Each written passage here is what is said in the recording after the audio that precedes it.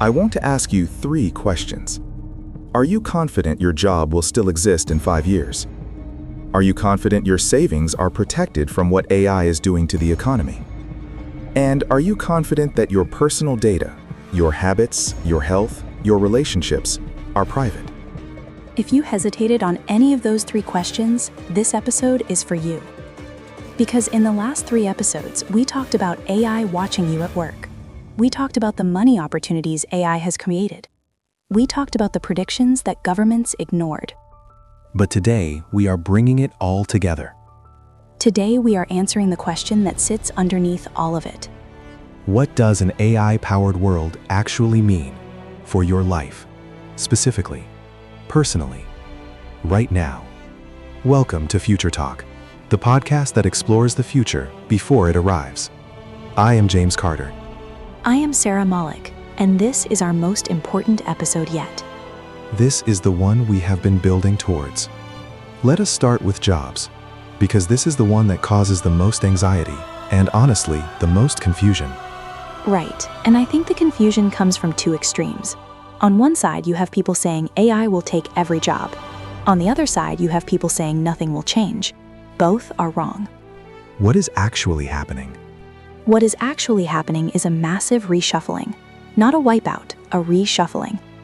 Jobs that are primarily repetitive, rule-based, or data processing heavy, those are being automated aggressively, right now, today. Give our listeners some examples. Data entry, basic customer service, simple legal document review, routine accounting, junior graphic design, first-level medical diagnosis sorting. These are already being replaced or dramatically reduced by AI tools that cost a fraction of a human salary. And on the other side, the jobs that are growing. AI training and oversight, prompt engineering, human judgment roles, the jobs that require empathy, ethical reasoning, creative problem solving, physical presence, healthcare at the personal level, skilled trades, teaching that involves real human relationship. So the question is not, will AI take my job? The question is my job primarily rule-based or primarily human? That is exactly the right question. And here's the good news. If your job is primarily human, you are not just safe. You are going to become more valuable as AI makes the rule-based workers redundant. And if your job is primarily rule-based, then now, right now, is the time to add the human layer. To develop the skills that AI cannot replicate. Communication, leadership, creativity, emotional intelligence. The people who move fast on this will be completely fine. And we talked about the specific tools to help people make that transition in episode 2. If you missed it, the link is in the description. Okay, money. Sara, this one is layered because AI is affecting personal finances in more ways than most people realize. It really is. So let us break it into 3 parts. How AI is affecting your income, how it is affecting your savings and investments, and how it is creating completely new ways to build wealth, which we covered in detail in episode 2. Let us start with income. So we already talked about jobs, but even for people whose jobs are safe, AI is changing the value of their skills. Skills that were rare and expensive 5 years ago, like basic coding, basic design, basic writing, are becoming commoditized. AI can now do them at a fraction of the cost. Which means if those were your premium skills, your income is under pressure.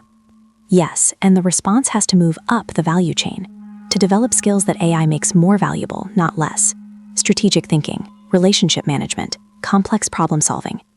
Now, savings and investments. This one worries me more than most people realize. We talked in episode 3 about AI-driven market volatility. But on a personal level, AI is already making financial decisions that affect ordinary savers. Algorithmic trading, AI-driven credit scoring, automated insurance pricing. People do not even know this is happening to them. Most people do not. Your insurance premium just went up. An AI model decided you are higher risk based on your postcode, your car's telematics data, your social media activity. Your loan was rejected? An AI scored your application in 0.3 seconds. What can people do? First, diversify. Do not keep all your savings in one place or one type of asset. Second, understand your credit score deeply and protect it actively, because AI lenders weight it more heavily than human ones did. Third, and this is the most empowering one, learn how to use AI tools for your finances, not just be subject to them. Use the technology that is being used on you. Exactly. Tools like AI budgeting assistance, AI investment analysis, AI tax optimization, these are available to ordinary people now. The wealthy have been using algorithmic financial management for years. Now you can too. And now, privacy. Sara, we covered workplace surveillance in episode 1, but the privacy picture in 2026 goes so much further than that. So much further. Because the data collection is not just at work anymore, it is everywhere. And most people have no idea how much of themselves they are giving away every single day.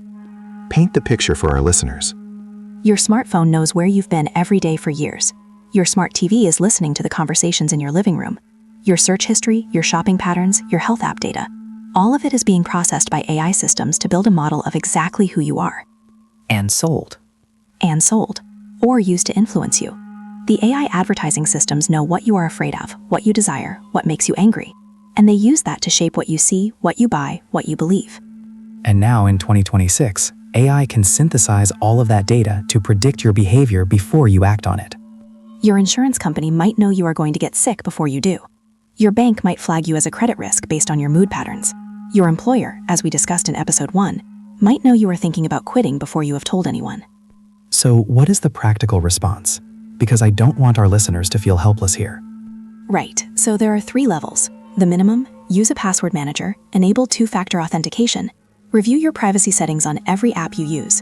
This takes 1 afternoon and massively reduces your exposure. Level 2.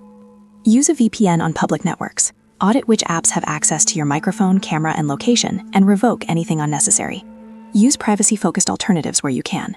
DuckDuckGo instead of Google for sensitive searches. Signal instead of standard SMS for sensitive conversations. And level 3, for people who want to go deeper. Understand your digital rights. In the UK, you have the right to request all data a company holds about you under GDPR. In the US, it varies by state. California's CCPA is the strongest. Know your rights and use them. And consider tools like data broker opt-out services that actively remove your information from the databases that sell it. Knowledge and action. That is the answer to all of this. Always. We want to take a moment at the end of this series to say something that we genuinely believe. The future is not something that happens to you. It is something you participate in building. And right now, in 2026, the gap between the people who understand what is happening with AI. That gap is the most important divide of our generation. Not rich versus poor. Not educated versus uneducated. Informed versus uninformed. And you, by being here, by listening to all 4 of these episodes, you are on the right side of that divide. You know about the surveillance. You know about the opportunities. You know what the predictions are showing. And now you know what to do about your job, your money, and your privacy. That is not a small thing. In a world where most people are reacting to the future, you are preparing for it. We started FutureTalk because we believe that the future should not just belong to governments, corporations, and the people who can afford to pay for information. It should belong to everyone. To the nurse working a 12-hour shift, to the delivery driver, to the retired teacher in Texas. To you. So share these episodes, not because it helps our numbers, though we won't pretend that doesn't matter. Share them because someone in your life needs to hear this. Your sister who is worried about her job. Your friend who has no idea what is happening to their savings. Your colleague who thinks AI is just a tech thing that doesn't affect them. It affects all of us. And the more of us who understand that, the better the future we build together. This has been FutureTalk. I am Sara Malik. I am James Carter. Thank you for being part of this journey with us. We will see you in the next episode.